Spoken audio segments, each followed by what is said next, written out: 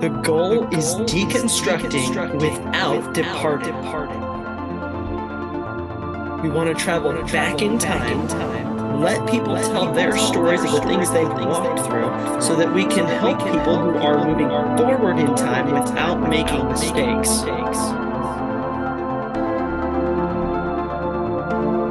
It's okay to ask questions.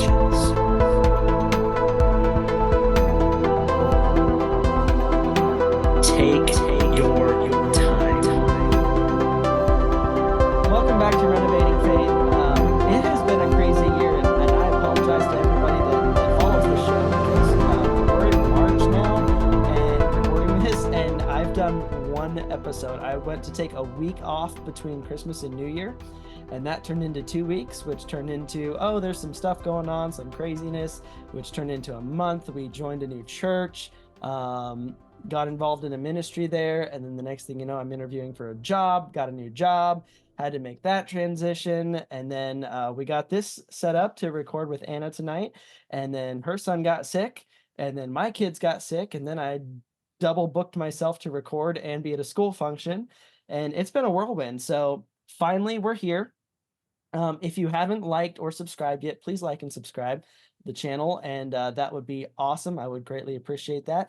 If you're interested in sharing your story about some changes that have gone on in your life, about how God has worked and just done incredible things, we want to hear your story. We want to help you share it. Please email renovatingfaithpodcast@gmail.com, and I promise I'll get back to you a lot faster than I record episodes. So, and maybe we'll actually start recording faster a little bit when I have some pressure from people. So, that said, Anna came on last season and shared her story, and it was absolutely incredible. It ended up being a 2-part episode. And man, it was just, we talked about the, I'm getting it mixed up. It's not IBLP, but they're very close to the IBLP. It's the pearls. Pearls, thank you so much. Mike and Debbie Pearl, and some craziness that happens in their circles, which is very similar to what happens in the IBLP, and just a lot of the changes and things that God's been doing in your life, and had a great response to that episode. And so we wanted to have her back, and she wanted to come back and talk about parenting. And she sent me this article that we're going to discuss today, and I'm very excited to go over this. And but first, Anna, welcome back to Renovating Faith. How are you doing? How have the last few months been? Like yours, very crazy in a different way. Good. So it's been nice to come back though. Well, good. Well, and since we're talking about parenting, guys, I have 2 girls, so I wore my Dads Against Daughters dating shirt. I almost wore my pro-life shirt, but I thought this was a little slightly more applicable to tonight. So this is going to be the first episode in a series of episodes. We're hoping that this turns into maybe 3 to 4 parts that will spread throughout. We may air them back to back, we may not. But we'll make a playlist for anyone following this that specifically on this topic, and we're going to talk about gentle parenting tonight and grace-based parenting, because a lot of us that follow the show, a lot of people, if you're in the church split network, or maybe you're part of the accepted to rejected group on Facebook, you've come from some harsh backgrounds. And so you may have found tips and things that work for you. You may be looking at your life going, man, I am not equipped to handle this kind of being a parent coming out of these things in my past. And so we're going to kind of talk about that, because we both come from very fundamentalist, very strict backgrounds. Yours was much more so than mine, I think. But tonight we're going to focus on an article, and I'm going to go ahead and pull it up, by the Gospel Coalition, that they put out, Is Gentle Parenting Biblical? Okay. And we're going to talk about this and just kind of work through it line by line. Anna's got some notes. I've got several thoughts. They get some things good. I'm not going to knock them. I don't have a particular problem with the Gospel Coalition. I don't honestly know a lot about them. I've heard of them, read several articles here and there, but we're going to talk through this article and just kind of go paragraph by paragraph and see what's good, what's bad. There's honestly, I teach apologetics. There are some misrepresentations in this article. So if you follow the Gospel Coalition, we're not knocking them. If you're a fan, we're not trying to knock them. But this was an article that we felt really could use some addressing, especially for those of us who have come out of hyper fundamentalism and these strict backgrounds and legalism. So I say that, and we're gonna dive in. This was published in, actually looks like they updated it here in 2024. I don't remember exactly when you sent this to me. I think it was 2014 when I sent it. I could be wrong. Okay. Honestly, like I said, it's been a crazy year. So you could have sent this to me back in January, right after they posted it. Right? So I'm just gonna read this first paragraph, and then we can go over your notes and any thoughts. And maybe reach the end of the paragraph, and we're like, I don't have any thoughts on that right now. If you've paid attention to parents with young children in recent years, you may have observed something previous generations would have found deeply puzzling. A mom or dad crouching in front of a tantrum-throwing child and, while seeking eye contact and maintaining a friendly tone of voice, saying something like this: "You're feeling sad. You're feeling big feelings. It's okay to feel those things. I'm right here." Several minutes later, when you turn back down the same shopping aisle, the child is still furiously demanding cookies, and the crouching parent is still saying the same thing. I'm going to be honest, I've never witnessed this. The only place I've witnessed anything remotely like this is there's this one lady on TikTok who talks about what she's supposed to do as a gentle parent and then what she actually does, and it never comes across the same. I know in my experience, I try to get down on my kids' level for the most part, look them in the eye, because honestly, when you make eye contact, I mean, my dad taught me to make eye contact, and I want my kids to make eye contact. It's the respectful thing to do. So I'm trying to teach them by example what to do, right? I'm probably not going to talk quite that softly. Like, I need to get their attention, but I'm also not going to stop and like yell at them in the middle of Walmart. So I don't think that would be appropriate either. We'll keep going on. Any thoughts on that first paragraph? I work at a Christian daycare, so I don't see like a lot of that gentle parenting like with the kids. Like, so we have quite a range of age groups at our Right. daycare, but I don't generally see it myself. So I've always seen it portrayed on YouTube for the most part, like what you should do in like, for instance, this shopping incident. Like, I have always seen it on YouTube, and I have yet to see it really in real life myself either. Yeah. I think for me, it does sound like it's so different for us coming from our generation and or like, well, Sure. we didn't, our parents really didn't do this. But I feel like they're mentioning how like it's a friendly tone of voice. Like, that can say like a lot. Like, it could be a whisper. I would think Yeah. it might be a little bit of a whisper. I think it might be more a warm, nurturing voice. And then it's saying how it's making eye contact. Again, my parents were very much into like the eye contact with us Yeah. if we were throwing a tantrum and stuff. Like, I of mean, course, there were honestly, sometimes we couldn't, but eye contact was one of the big keys if I knew if my dad was serious or kidding, because there are times my yeah, parents tried to get me and like pretend I was in trouble, we're playing a yeah, game or whatever, yeah, and like and they're gonna use that tone of voice. But the moment I made eye contact, I could tell if the joking was in their eyes or if it was gone. Like, yeah, eye contact is important. So I don't want to say they're making a full caricature of this description. It kind of yeah, feels like they are a little bit. But I want to be generous and say, eye contact is important. So I don't think they're knocking that, but they're kind of describing a scene. So yeah. moving on, says you've witnessed gentle parenting, alternatively known as respectful or responsive parenting. It's a school of thought made popular by Instagram influencers such as Big Little Feelings. The parents' words in the scenario above were taken from a Big Little Feelings guide to handling tantrums. Podcasts such as Good Inside with Dr. Becky, blogs such as Lucy at Home, and TikTok accounts such as The Bennett Gang. While most parents encounter gentle parenting through social media, it has a more academic side. Dr. Becky, her rarely used last name is Kennedy, has a PhD in clinical psychology from Columbia University.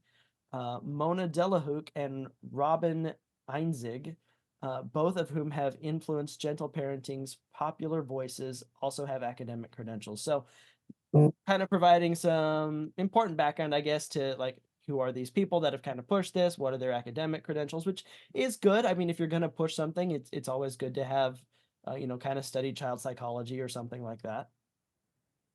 And then this is kind of where they start branching into some of the weirder aspects, right? So it says, and this is a very true statement that's coming up. Gentle parenting is hard to define in one crisp sentence. Jump into the world of gentle parenting and you'll find a constellation of related practical suggestions rather than a grand, unified theory. Some of the practical tips are brilliantly insightful, and we'll get to that in a second. What I mean by like very true is it's not well defined, right? It allows you to, one, understand yourself, understand your children, and learn to find the ways that you need to temper your own anger and also to communicate, right? We're parents. We're supposed to be teaching our kids. And one thing that my wife, because my wife is the one that actually brought gentle parenting to me, and I was like, whoa, that sounds liberal and weird. And as we talked through it, she goes, look, these kids are developing emotions that they don't understand. Yeah. It's our job to teach them, one, what they're feeling, two, how to handle it. And sometimes that means accepting a little bit of embarrassment. Sometimes that means putting aside the, oh my gosh, people are looking at us. And it means stepping in and saying, I need to be the example of what they should be. If my kid's screaming and all I do is yell back, what are they going to do? Well, unless they're going to scream more. They're probably going to scream more, 9 times out of 10. Occasionally you might yell quiet or something really loud and all of a sudden they stop. But like most of the time, if I start raising my voice, they're not happy about it. Yeah. So feel free to jump in anytime on these. But also, if you think about it, if you spoke to your wife like that, if she was upset about something and you start yelling at her, it's like, that's not communicating either. Yeah. Like that's communicating that you're using a disrespectful tone. Yeah. To get your point across, and it's making her more upset, and it's really not helping your relationship with your wife.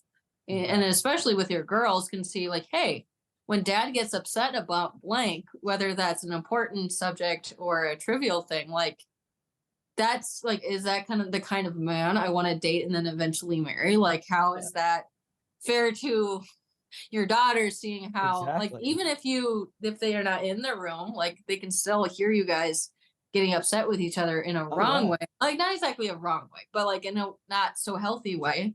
Right. You know what I mean? It's kind of, I think that's how I kind of reframe it in my head sometimes, because I'm like, does my son really need to hear me and my husband get upset with each other and yell at each other and not really get our point across? That's so I think sometimes my wife and I do the whisper yelling. I can't believe you're doing this again. Which is more of a playful, like it kind of diffuses that anger though. It's not like you're actually mad at, well, you can be even mad at each other, but you're kind of more doing it in a playful way, but it's still serious way that makes more sense. Yeah. So they point out 3 suggestions that come from some of these influencers and stuff. So it says, instead of issuing an instruction that may lead to confrontation, time to leave the playground. Present your toddler with a choice. Would you like to leave the playground in 2 minutes or 5 minutes? Nothing necessarily wrong with that. I tend to be more the, hey, you got 5 minutes. Yeah. Like, I'm going to prep them ahead of time. Yeah. I'm not going to necessarily give them a choice about everything. They do need to learn to choose, but I can tell you when my kid wants to choose something, she's choosy. Like, she's going to pick it.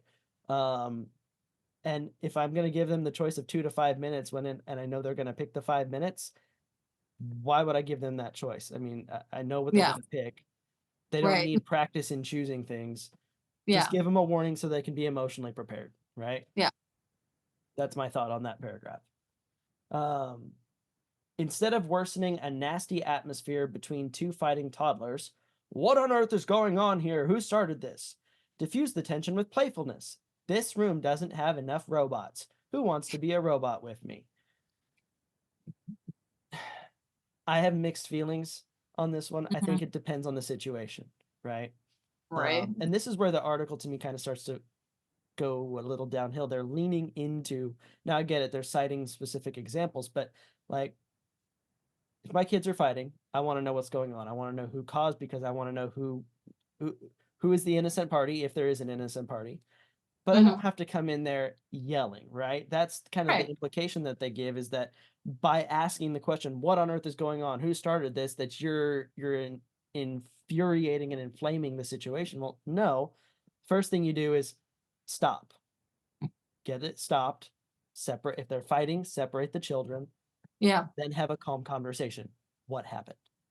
Who started this? Yeah. And that is still gentle parenting. Yeah. Right? Teach them how to respond, because like I worked in security. I'm not going to go do that with adults. I'm not going to walk around and be like, who started this? And let's go have, I don't have enough robots here. I'm on a warehouse floor with equipment. Okay. If two guys are about to get in a fight, I'm going to separate them. That's step number one. Step And you're number also going two, to ask what's going on. exactly. Children need to learn how to handle things like adults, but adults need to handle children cautiously, right? Yeah. Again, we don't know what caused the fight. We don't know what caused the disagreement. Let's come in and say, calm voices, a soft answer turns away wrath, Proverb Yeah. says, but grievous words stir up anger. So let's calm the situation down. Instead of being we talked a little before show about, instead of being an authoritarian, Mhm. let's be the authority. Yeah. And lead by example. Calm it down. Step in. If the kids are fighting, physically separate them if you have to, gently but firmly. Get everybody quiet, and then hear them out. Yeah. Um, Also, I don't see how the diffusing that argument between the two toddlers would really help them learn anything. Like, I don't see how, like, How- obviously we have to kind of make it more in daycare, we use the word age appropriate. So Right. I don't know how that would really teach them conflict resolution skills. And like, obviously we can like obviously teach them how to do that in that age Sure. appropriateness. But I feel like if you just diffuse it with playfulness, I'm like, then what are You're they distracted. really Yeah. learning? Like, For there's a instance- difference between that, and then also we have the word redirect. I'm like, that feels like more Right. of a redirect, but it's Right. not really teaching them much, because I'm like, Yep. what if they get into another fight? Like, let's say if they have a sibling at home, like, that's not going to really teach them, like, hey, And that's like we with my do this oldest, when we're angry, when we're Yep. upset. with my oldest, we did a little bit of redirection when she Yeah. was 2-3 years old, right? Didn't quite Yeah. understand. But we also had those eye-to-eye moments of Mhm. teaching her how to breathe. Okay, you've got a big feeling, let's breathe and calm back down. Yeah. Now that she has a younger sister, there's a 4-year gap, she's 6, and she's able to reason a bit more. Yeah. And even my 2-year-old is able to say sometimes, hey, this happened. So Yeah. we do a lot less of the redirection. Now we may redirect afterwards and say, Oh, okay, you two are going head to head quite a bit right now. Why don't you go play elsewhere? You go play here with this toy, you go play here with this toy. And we'll redirect because they're not able to cognitively do their own research. absolutely. right? Absolutely. But first, let's address the situation. And again, that all falls under gentle parenting. So this is Oh, where the yeah. article is kind of being a little one-sided, at least from my perspective on it. Mhm. So instead of removing a child's pacifier unexpectedly with a grim tear off the band-aid attitude, set a day on the calendar for the passy fairy to come and collect the passies. But get the child to put the passies on the front doorstep in an envelope, then bring the child back later to find the doorstep covered in confetti and a wrapped gift. My kids didn't do the pacifier. Mine either. They hated them. I Yeah. could get my oldest to take it a little bit, but not much. My youngest, I mean, no, she'd spit it out. We couldn't get her Yeah. to take one. I mean, it was borderline impossible. I think I can count on one hand the number of times she used one successfully. So Yeah. I can't speak to that other than the tone of that paragraph is very, very demeaning and derogatory. And, Mhm. I would never say you should lie to your kids. We don't, personally, our choice, we don't do Santa, Easter Bunny, or Mhm. the Tooth Fairy. I mean, my 6-year-old just lost her first tooth. Yeah. We didn't do the Tooth Fairy thing. Like, one, I don't have cash. We All live right. in a mostly cashless society, but like, why are we teaching them these things? And again, as an apologist, I see a lot of people come back and say, I told my kids that Santa wasn't real, and they said, "Well, what about God?" I That's a told kind my of a kids the jump Easter though. Bunny. It is, and if you handle it right, like, sure, but at the same time, why do I want to teach them that fantasy is reality? Right. Like, and that's, like I said, that's my personal choice. I'm not knocking anybody who does Santa. Right. This is what my wife and I agreed on. So to do a passy fairy, like, why? Like, Yeah. it just doesn't make sense to me. But It's kind of like that elf on the shelf kind of thing. Yep. You know how like, well, we have this elf on the shelf and like he's gonna be watching you. It's just it rubs me the wrong way. And it's just like, eh, I kind of don't see creepy, how that's really honestly. gonna teach them like good behavior. Yeah. I know like that with that passy fairy thing. I remember seeing like an older episode of Super Nanny with Joe Frost, who Right. she had a family that one of the kids, I think she was 4 or 5, the little kid, and so she Super Nanny had her give up the pacifiers, and I think she didn't call it like a passy fairy, but I don't know what she called it, but they got rid of it and then she got like a doll or something in replacement. I don't know how much I would really want to do that. My son really hasn't wanted passies, and then Yeah. at work I'm like, it's kids still will come in with passies, so I'm like, it's kind of hard to fully Yeah. judge it. It's just that fantasy element again. I'm Yeah. like, It's I don't honestly, know. I just couldn't speak to because my kids didn't use them that much. So, Yeah. all right. So closing paragraph of the introduction. I love those suggestions, and I love the general principle of being aware of children's feelings. Good, because honestly, more adults should. You're right. And seeking creative ways to avoid treading on them unnecessarily. Also good. Yeah. If gentle parenting were just a mood board for solving parenting difficulties in non-confrontational ways, I'd have nothing to say against it. But when you dig more deeply into what the underlying concepts of gentle parenting, you find at least two that stand opposed to the Bible's teaching about parenting. Let's flip that coin over. I know Yeah. a lot of people who don't do gentle parenting who go against a lot of biblical principles. Absolutely. Style. One, disciplining your children in anger. I know some Mhm. kids that got smacked around Yeah. because their parents couldn't control their anger. Yeah. That's ungodly and that's unbiblical. So, well, let's dig into these. Okay. Feel free to jump in. I will talk and talk. So You're go good. for it.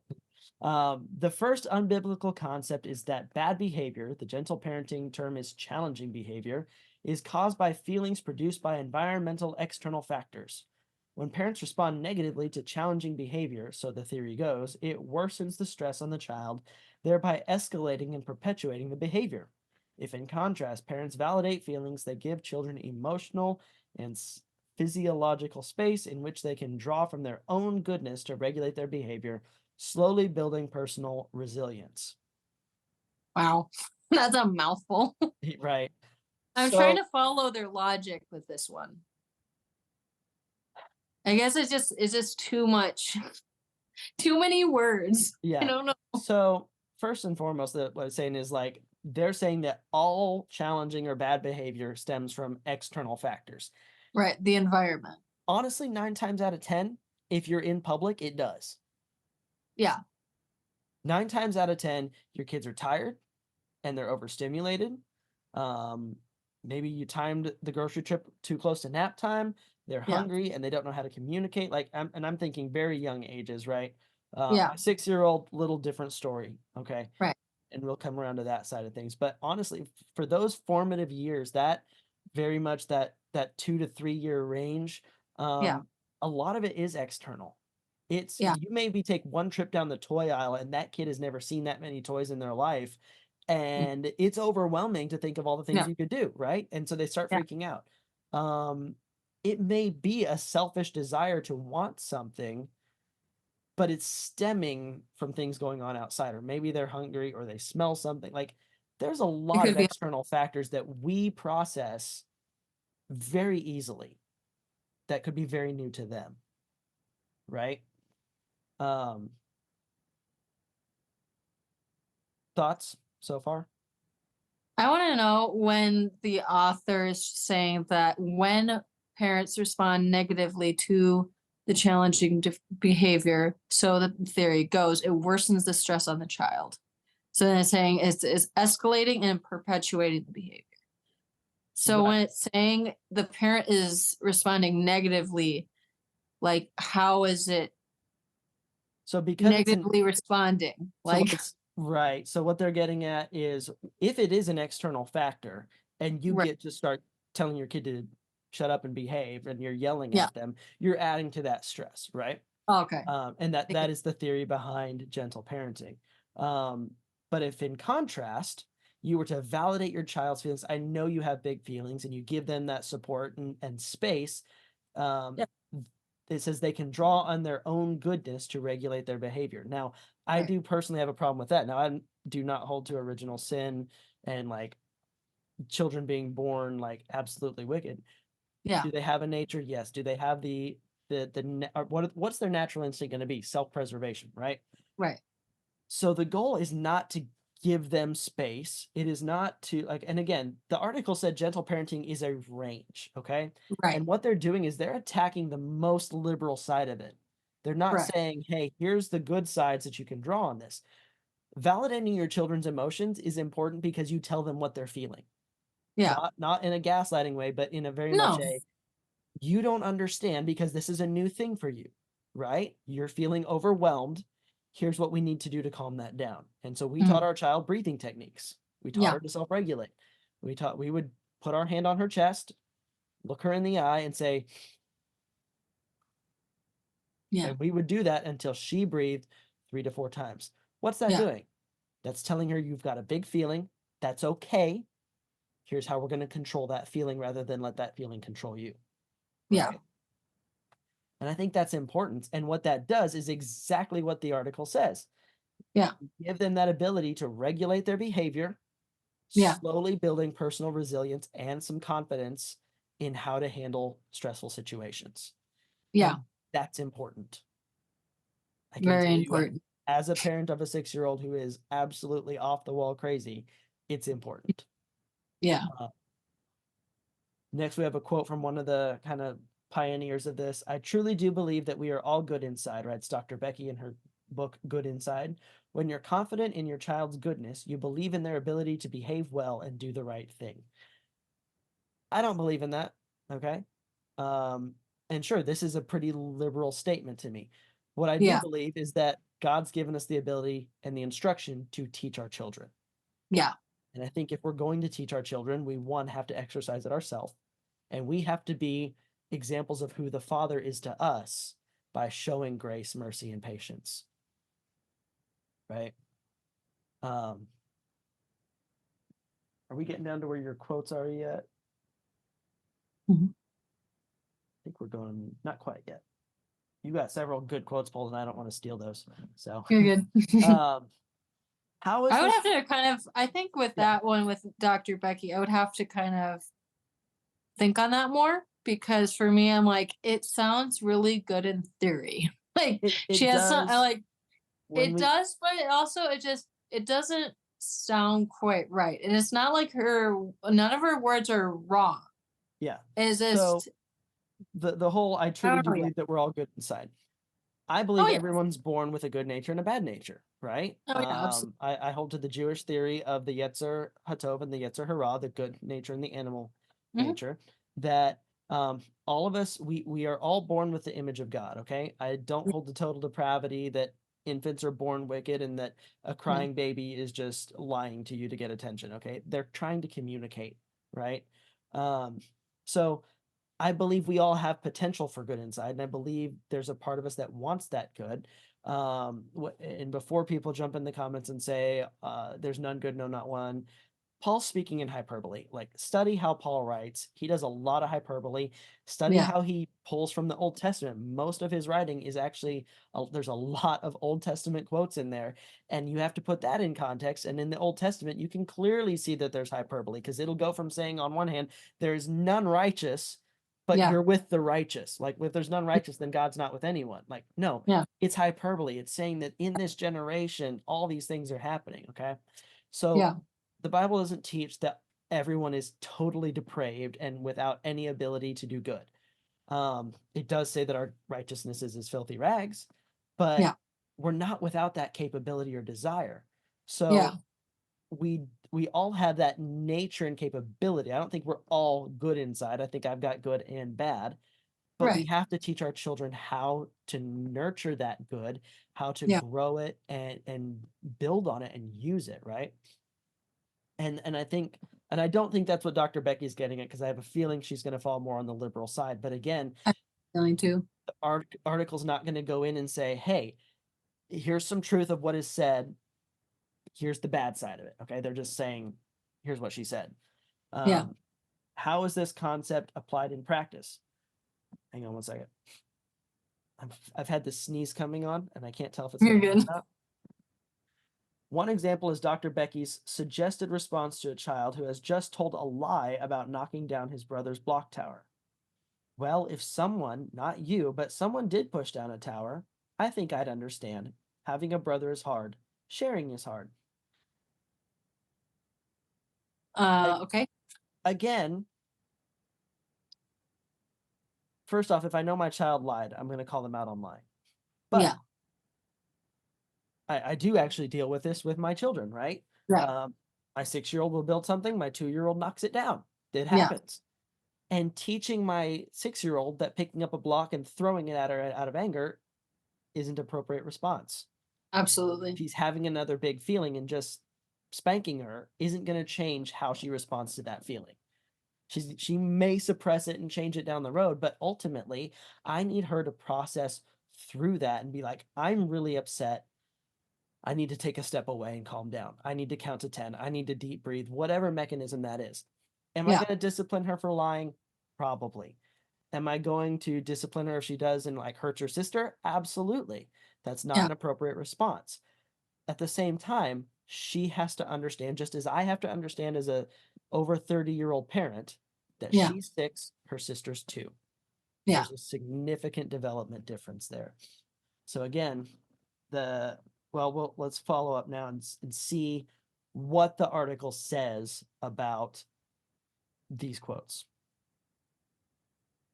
The problem with this approach is that it doesn't grasp, and here comes a phrase you won't find in an online gentle parenting course, the sinfulness of sin. According to Jesus, we aren't good inside. Mark 7:21-23. And actually, let me just see if I can reach this without unplugging any cables. Let's read that. Mark 7:21-23. That's Mark 6. 21-23. All right. For from within, out of the heart of man, come evil thoughts, sexual immorality, theft, murder, adultery, coveting, wickedness, deceit, sensuality, envy, slander, pride, foolishness. All these evil things come from within, and they defile a person. Okay, let's now go back and do what they didn't do and put this in context. Context starts closer to verse 14. And he called the people to him again and said to them, hear me, all of you, and understand. There's nothing outside a person that by going into him can defile him, but the things that come out of a person are what defile him. And when he had entered the house and left the people, his disciples asked him about the parable. And he said to them, then are you also without understanding? Do you not see that whatever goes into a person from outside cannot defile him, since it enters not into his heart but his stomach and is expelled? Okay, so here we kind of get the context. Jesus isn't saying that everything that comes out of you is bad or everything that is inside of you is bad. He's saying the things that defile you are the sin that's in your heart. But this isn't a proof text, again, of total depravity. This isn't Jesus saying everything inside of you is wicked, ungodly, and disgusting. He's saying, he's comparing what you eat versus what comes out, because the whole complaint was about eating with unwashed hands, right? And so he's saying it doesn't matter if you eat with unwashed hands or a dirty dish or whatever, if inside of you is this wicked sin. But he's not saying that that's the nature of children.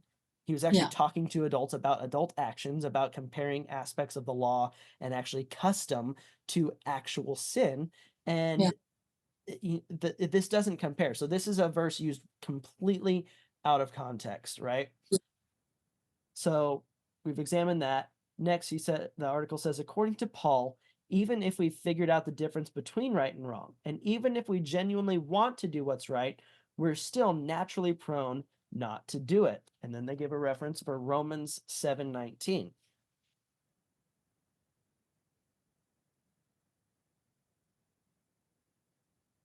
Romans 7:19.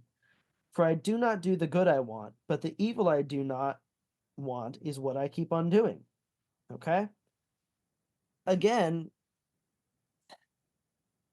yes, this is a little more in context. Yeah. And the article finishes a sentence that we're naturally prone not to do the right thing because of our ingrained rebelliousness. Yeah. Paul is doing a very interesting thing in this chapter, and that statement takes a lot of this chapter out of context to a point, Yeah, it because does. Paul's talking about the nature of the law. Yeah. And so all of that has to be put in context about the importance of the law. And what Paul's saying is like, look, I know what's right and I still desire to do what's wrong, but I have to rule over it. Yeah. Okay. And so that's still the premise of that concept, is not everything inside of me is bad, but there is bad inside me. And Yeah. so the paragraph finishes and says, gentle parenting's optimism about human beings is incompatible with scripture's realism. Again, the most liberal form of gentle parenting is not compatible with scripture's realism. Gentle parenting as a whole, that it's a false statement. And this is, again, where I start having problems with this article, because it's not true. Yeah. There is and as they pointed out at the very first sentence, or very first paragraph in this, it's a broad spectrum of what is gentle, right? Yeah. And what they're not doing in this is giving you, at least not yet, they may a little bit later, giving you the flip side of this coin, where they say, instead of this, we should do this. Yeah. They're just pointing out what's wrong with extreme liberal ideology, which they're right, but they're not presenting an accurate picture. It's what we would call a straw man of actual gentle parenting, and what tends to be reality in gentle parenting, at least from what I've seen in gentle parenting. Thoughts? That's a lot with that paragraph. It bothers me because it's just saying how, well, this is what we are like inside, like we're these ways, which is unfair because it feels like they're portraying Paul and what he's trying to say in those verses.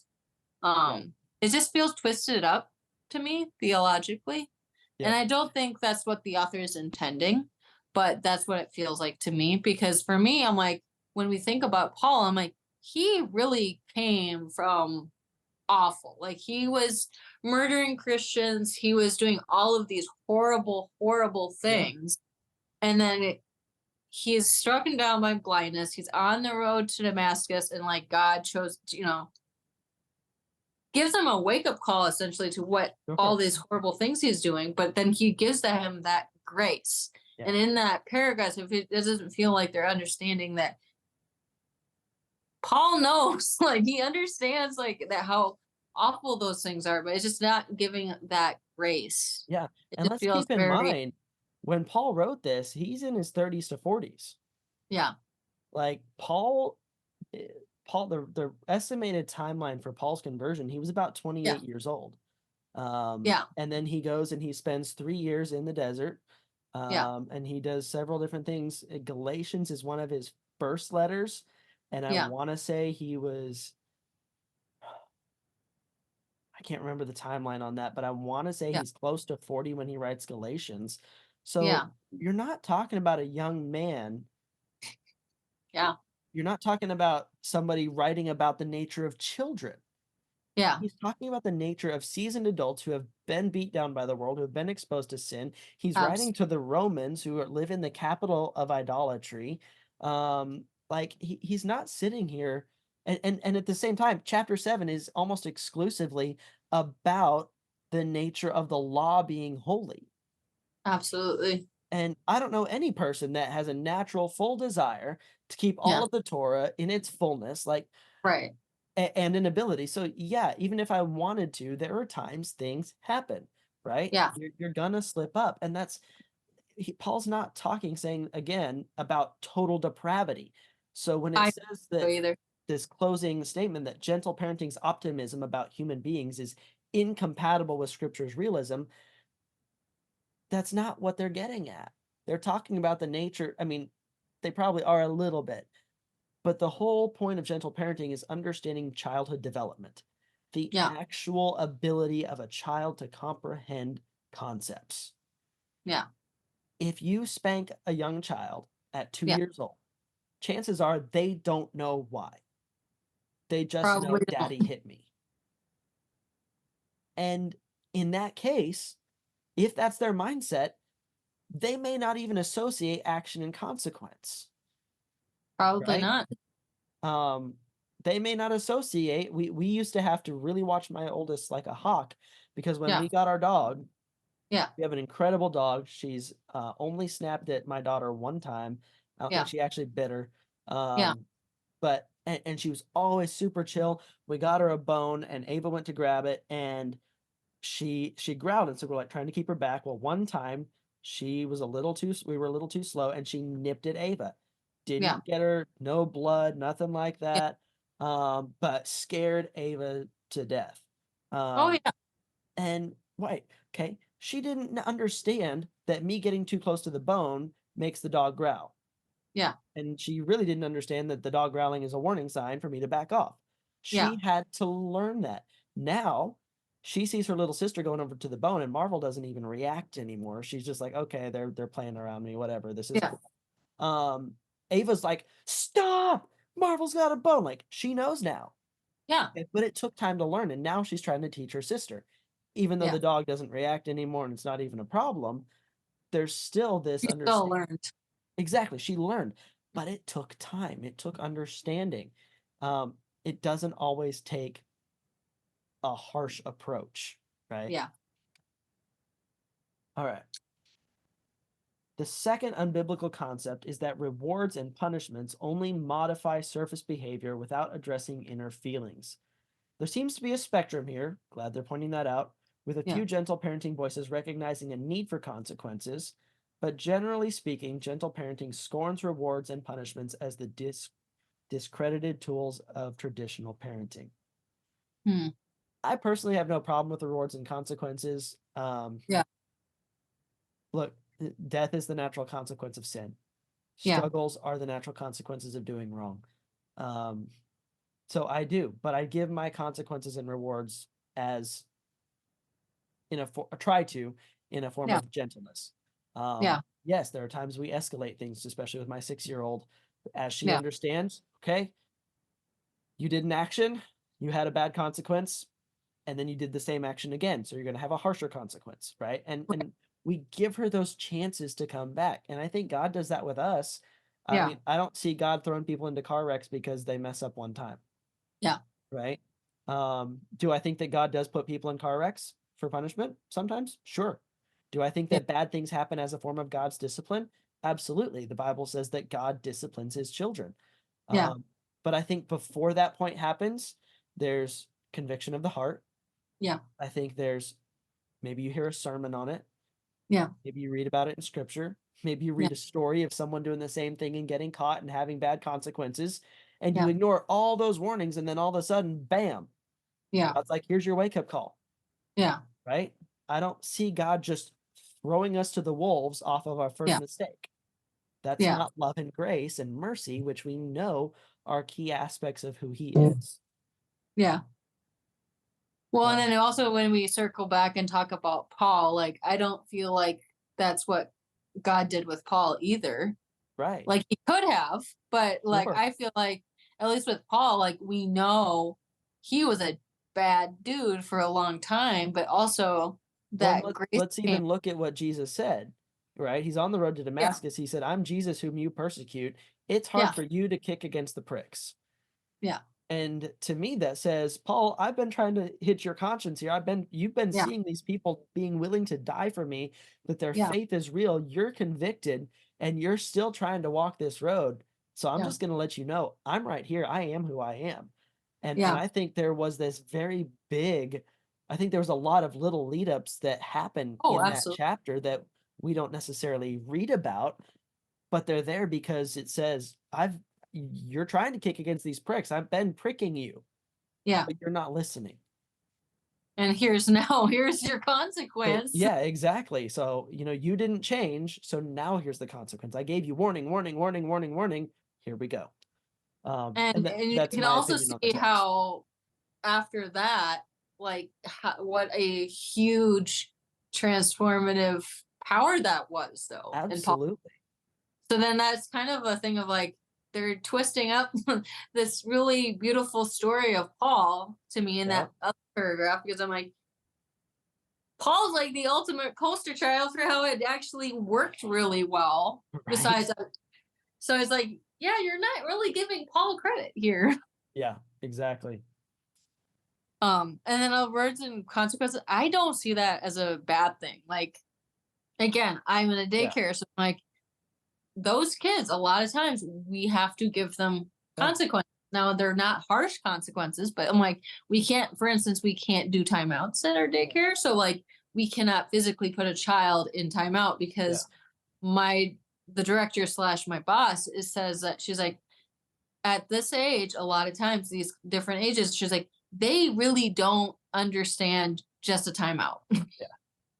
Now, does it mean like they get to go and smack a friend? No, it doesn't. But they do understand, like, hey, this is a consequence for smacking your friend. Now, for instance, like we will sometimes send some of the kids to the office, for instance. They have to like are removed after so many warnings. They're like, hey, it's time for you to go and see Miss Carey for a little bit. Now, is it a massively harsh consequence? No. But they also know, hey, we need a breather. We need to step back. We need, because we have a lot of classrooms that have a lot of kids, and you're like, they're all the same age, different families, different parents. But I'm like, it's very overstimulating sometimes. So it's like kind of that, like, no, you need some time. You'll like once they have calmed down, like we have a peace room now, so it like kind of helps them know, hey, we're gonna learn how to do some breathing. We're gonna do this. We're gonna do that. But you need some time off, like time away from your friends. You'll come back once you have calmed down and are apologetic and ready to rejoin the group. I'm like, for me, that is just like, I don't see that as unbiblical or wrong, because I'm like, they need that time. Yeah. They need that time. And I'm like, a parent, and there's times I need it. And I can tell you there were times my parents needed it, because there were times I got in trouble, and my parents had a rule that they would never spank us in anger. Yeah. And my dad sent me to his room one time, and he spent so long calming down and talking to my mom, he got distracted and forgot. Yeah. And, and I'm grateful that my parents didn't spank me in anger. That would have been wrong.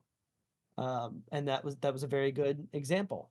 So, Christians should share gentle parenting's goal of influencing inner feelings. Oh, the other thing I was going to say, I think a lot of parents who aren't in gentle parenting are much more in line of giving the consequence and not giving reward. Yes. And I know I can be that way. Yeah. I have to be, it is natural for me to want to direct and discipline and guide my children. Yeah. When they're being bad. It is not natural for me, and I have to work at it to reward and be affirming, to give those words of affirmation, right? 5 love languages. In fact, we had a staff meeting at church today, and the executive pastor spoke, and he talked about, they said they've done over several years 22 either empty nester or new married couple retreats. Yeah. They said they always bring in the 5 love languages.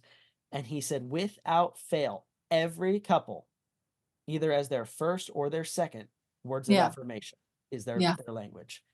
Yeah. And he said, that should tell us a lot about the power of our words. And the same goes with our kids. I tell my daughters I love them all the time. I've worked more at telling my oldest, I'm proud of you. Yeah. That goes a long way with her. Telling her thank you. Thank you for cleaning up with a good attitude. Thank you for taking care of your sister when Yeah. I was distracted and she could have got hurt. Thank you for telling me that she was climbing up somewhere she wasn't supposed to climb. Thank you Yeah. for playing nicely with her. Yeah. Positive reinforcement goes a long way. Oh, And I would say absolutely. a lot of parents miss out on those opportunities. Oh yeah, definitely. All right. Christians should share gentle parenting's goal of influencing inner feelings, which we might call shepherding a child's heart. Share gentle parenting's goal. Okay, I like that. However, Mm. from a biblical perspective, and it's hard to overstate the importance of this, rewards and punishment are a vital part of that shepherding. We've harped on that, and they even said there is a spectrum there. So Yeah. Much could be said about rewards. If there's a problem with offering them, someone should tell God. True. But the rest of this article will focus on the place of punishment in biblical parenting. So I think that's a good place to kind of say, we're obviously going to make a transition here. Yeah. And this is going to be, I think, a two-parter on this article. So I'm going to go ahead and wrap this up, and then we'll do another episode on the second half as we talk about punishment. So to all of you out there who are going through this renovating process, as always, one, we want to search things biblically. We want to understand what the Bible says, and it's okay to question things. We're not saying throw out everything your parents did. I do a lot of stuff my parents did. My wife does a lot of stuff that her parents did, but we also try to carry on the legacy. We believe that our parents were better than their parents, who, especially in my parents' case, my grandparents' case, were better than their parents. And we want to make that next step, and we want to continue that beautiful legacy. So this is not a trash on anything that anyone's parents does. But we do need to call out and be truthful about this. And this article is presenting a lot of the negative side of this, right? Mhm. And we want to be able to jump in and say, this is the right way to do this. And this is the truth about gentle parenting, because we're both trying this in our own homes. And we're seeing a lot of success. My child, in fact, my wife got stopped at Hobby Lobby at the checkout the other day. And this lady said, your daughters are the most well-behaved kids that I have ever seen in this store. It works. All right. But you have to be consistent. You have to be intentional, and maybe don't take the full liberal approach of it. Yeah. But you don't have to be, and we're going to see some things on the far end of this, some misrepresentations of scripture, again, going through on the punishing side. So you don't have to go that way. But with that, we'll tune into that next time. For those of you going through the renovating process, as always, may the Lord bless you and keep you. May the Lord cause his face to shine on you and be gracious unto you. May he turn his face towards you and give you peace. Renovating-faith.creator-spring.com. Please join us again next time on the Renovating Faith podcast.